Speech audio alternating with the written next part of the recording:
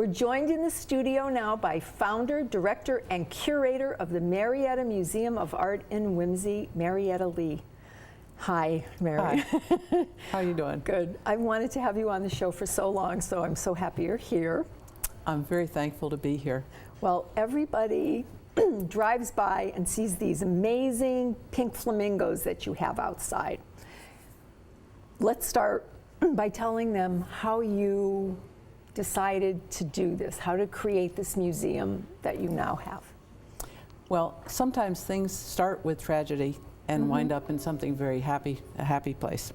So for me, my dad had a very big stroke, and my mother was trying to take care of him up in Connecticut. I am a registered nurse. I was working as a nurse the whole time that I went to Ringling College. And I tried to help out as best I could, and then I went up and back to Connecticut, and then finally I just stayed in Connecticut. Dad died, eventually Mom died, and I was looking for a place. Well, during that time when I was doing caregiving with my parents, I realized that I needed to get away. I needed a little break. So I would go to art museums because, you know, I'm an artist also. So I went to art museums, and I was in Connecticut, so I went to Connecticut museums, I went to Boston, I went to Manhattan. And what I found was sometimes my spirits were uplifted. Very often they were not, and sometimes I was just frankly disappointed when I'd go into some place and my brain was all scrambled, and I needed art, So you know, that would help me. Yes.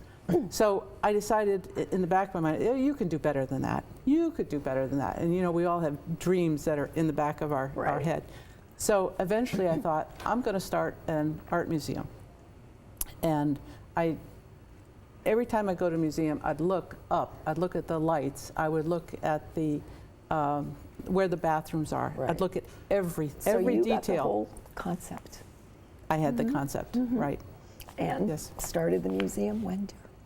I started the museum even when I was taking care of Mom and Dad. I was thinking about this, and I actually went to art shows up in Connecticut and the whole area, and I started buying art. In 2006, we got our determination letter from the IRS, said we were a 501c3. I got a checkbook, I put money in the checkbook, and I started buying art. So when you first start, you make a lot of what may be considered later on as poor choices, because you're looking for something with legs. You're looking for artwork that will inspire people for a long, long time. And happy things. That was the thing that I tell everybody when I say you have to go to Marietta's museum, because it will make you happy. You cannot come out of there not smiling. Yes. Right? So this is why you started the gallery. Museum. To bring joy to people. Yes. Is that a good synopsis? Okay. And how long have you been open now? You said you started buying art in 2006. Okay, so that was in 2006. I didn't have a place. Okay. I went through 3 different land contracts that all fell through.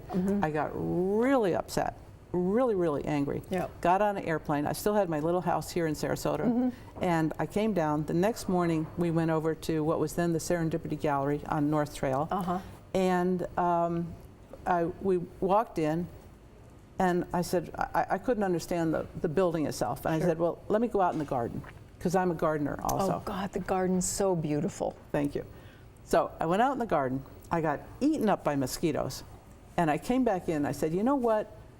I can do something with the garden. I don't know about the building. That's out of my brain. I can't really do that. But I can do something with the garden. So I put out an offer. They took the offer. Within 15 minutes, we had a handshake deal. Awesome.